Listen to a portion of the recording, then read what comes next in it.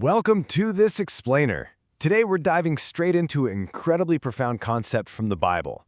The title of our explainer is His Plans Stand Forever, anchored by Psalm 33, verse 11. But the plans of the Lord stand firm forever, the purposes of His heart through all generations. We're going to explore how the framework of Reformed Calvinism theology offers a really powerful antidote to the immense, crushing anxiety that college students face today. We'll be summarizing the key findings of this research to show you exactly how understanding God's eternal sovereignty can completely shift how you handle your daily pressures. Okay, so here's our agenda. We're going to cover 6 parts. First, His plans stand forever. Second, the cosmic context of creation.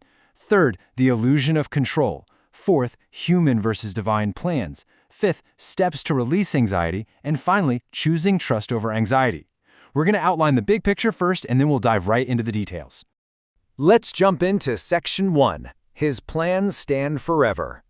Now, the Bible establishes the supporting evidence for this right from the very start. Psalm 33, verse 4 says, "For the word of the Lord is right and true. He is faithful in all he does."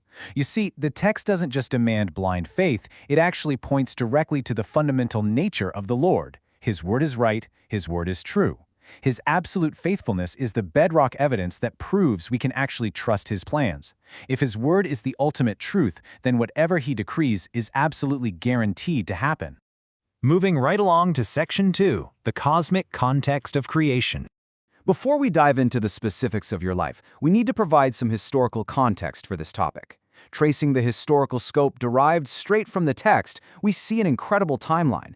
We aren't just talking about a God who manages local, day-to-day events. The Bible describes God directing entire generations, then scaling up to massive nations, overseeing kings and commanding vast armies. He essentially puts the whole of human history into perspective. So the main argument here is this. If He is completely sovereign over the rise and fall of whole nations and generations, He is absolutely capable of managing the details of your life. And the text makes this incredibly clear when we look at creation itself. According to the research, the psalm describes how God literally spoke the world into existence. He commanded, and it stood firm. The God who spoke galaxies into existence and currently sustains them simply by the word of His mouth? Well, He is definitely not going to be overwhelmed by your final exam, your college application result, or your uncertain future. Literally nothing in your life falls outside the scope of the one who created absolutely everything in it. Which brings us to Section 3, the illusion of control. Let's focus on the implications of this data for college students. If you're a student, you know this feeling intimately. College creates this incredibly heavy, almost suffocating illusion that absolutely everything depends on you, right? It feels like just one exam, one relationship, or one major decision is going to make or break your entire life trajectory. The culture around campus essentially tells you that your whole life hangs in the balance of these isolated moments. Honestly, it's an exhausting way to live, gripping every single outcome so tightly. But here is where this theology sharply intersects with reality. Yes, your grade matters. Your daily efforts, your studying, the choices you make, they're important. But His plans matter more. The findings here show that your future is not going to fall apart over a single exam result or a missed opportunity, because you are securely held within a much larger plan. That crushing pressure is fundamentally lifted off your shoulders. The illusion tells you that you are in control, but the reality tells you God is. All right, Section 4, human versus divine plans. To really grasp this, we need to compare and contrast 2 competing theories presented in the sources. The difference is brilliantly clear. On the one hand, we have the plans of humans. They're anxious, they're fragile, and they involve gripping outcomes way too tightly simply because we possess no actual power to guarantee them. On the other hand, we have the plans of God. His plans stand firm forever, they span across all generations, and they are never, ever thwarted. You're invited to make your plans, of course, but the text urges you to hold them loosely while clinging tightly to His. The Bible enforces this contrast beautifully. Psalm 33, verses 10 and 11 say, "The Lord foils the plans of the nations, He thwarts the purposes of the peoples. But the plans of the Lord stand firm forever."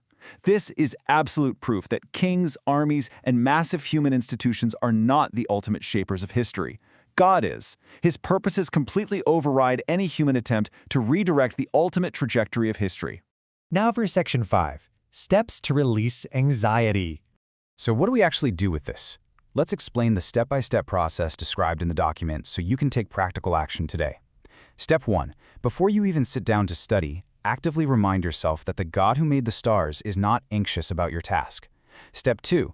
When those what-ifs inevitably rise up, answer that anxiety directly with the truth of Psalm 33:11. His plans stand firm. Step 3. Deliberately identify the exact outcome you're gripping too tightly right now and intentionally release control of it into God's hands. And Step 4. Pray specifically for His sovereign purposes to be done in your situation. It's a highly systematic way to shift your focus from your own fragility to His absolute sovereignty. The amazing thing is, this doesn't just stop with you. Beyond your own peace of mind, these steps empower you to support your entire campus. You can actually model rejoicing in Him rather than letting your joy constantly ride the roller coaster of your academic results. You can encourage a fellow student who is struggling with anxiety by reminding them that no exam outcome can undo the plans of the Lord. And finally, you can pray in Jesus' name for your ministry community, asking that God's purposes would stand firm across your entire generation of students. Finally, Section 6. Choosing trust over anxiety. As we finish with a clear conclusion of the research, we have to look at how we define trust. We so often think of trust as this warm, calm, fuzzy feeling. But the research points out a really fascinating definition. Trust is actually not a feeling at all. It is a deliberate, active choice. It's the firm decision to rely on the sovereign purposes of God, regardless of how anxious or chaotic your emotions might be in the moment. The psalm ends with the incredibly powerful declaration, "We trust in His holy name." And that requires a conscious, daily choice to place your entire life under His governance. So, as we wrap up this explainer, I want to leave you with two deeply provocative questions drawn straight from the text. First, what outcome this week are you treating as if it solely determines your future? Think about it. What are you gripping way too tightly right now? And second, what would it actually look like for you to deliberately choose trust today? Remember, His plans stand forever. Thank you so much for joining me for this explainer, and I truly hope this deep dive into God's eternal sovereignty brings you incredible clarity and profound peace this week.